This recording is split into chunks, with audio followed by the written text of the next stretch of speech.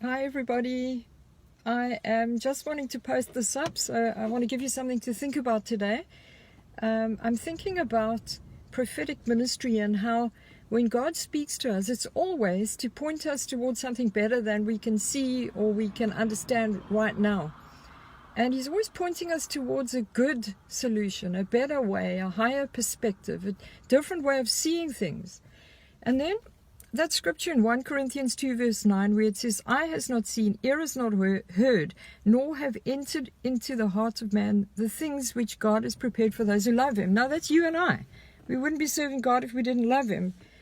And so He's prepared some things that our minds can't fathom.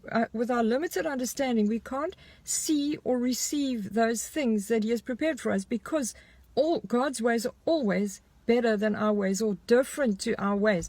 The way we would logically think about doing something or understanding something, God's ways are always different. And so the very next scripture in that 1 Corinthians 2 verse 9 says, "But He has revealed those things to us by His Spirit." So what I want to say to you is, whenever God speaks to you, He's inviting you into trusting Him for something that is bigger than you can do on your own. That's the whole thing about serving God.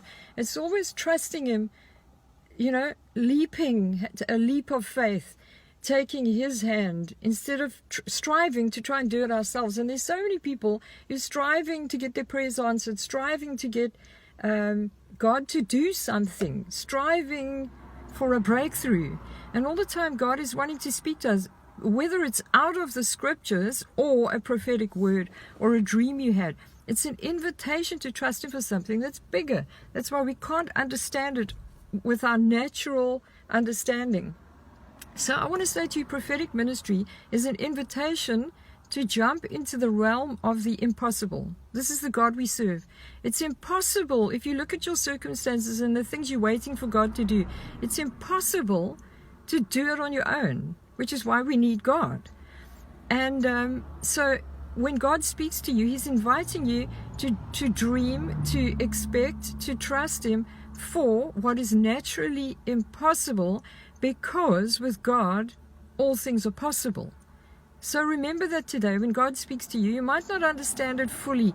You might just have a blurry picture of what you think God is saying, but it's an invitation being handed to you. Maybe me speaking to you today is an invitation being handed to you today to trust Him for what looks impossible today, because with God it's possible. For what looks impossible today, for with God it is possible. All you have to do is trust Him. When He said to Peter, when Peter said, "If it's you walking on the water there," when He said to Jesus, everybody else thought it was a ghost, and Peter said, "If it's you, Lord, command me to come and I'll do it." And Jesus said one word, "Come." He didn't give him 10 steps to walking on water. He just said, "Come." And that word means, I authorize you to get out of the boat and walk on the situation that was meant to take you down.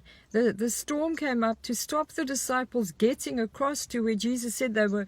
He instructed them to go there, and the storm came up, the wind and the waves. And Jesus said to Peter, "I authorize you now. I'm giving you the authority, as you obey what I'm saying to you, to walk on this thing that's designed to take you out." So today God is saying to you, come, just trust me for what is naturally impossible, because I can do it for you.